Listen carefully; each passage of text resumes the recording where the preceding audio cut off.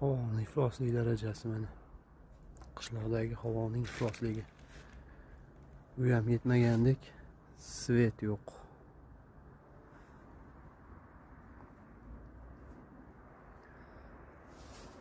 Bir narsaga hayronman-da. Oldilari svet o'tsa, qarzdorlik juda ko'p.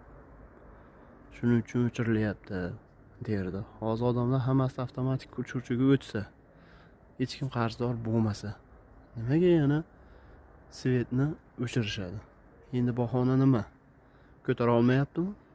Xalq pulini to'lab qo'ysa ham baribir o'shanda ham svet o'chadi.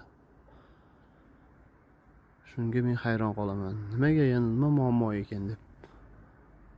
Havo esa o'ta iflos. Mana. Tok yo'qligi bois odamlar pechka yoqishadi. Pechkadan chiqayotgan tutunlar mana shu darajada havoni iflos qilib tashlaydi. Fikringlar qanday? Kommentariyada yozinglarchi. Bu videoga like bosib shu energetika tarafga ham yetkazib qo'yinglar shu videolarni. Nega shunchalik o'chirishaveradi?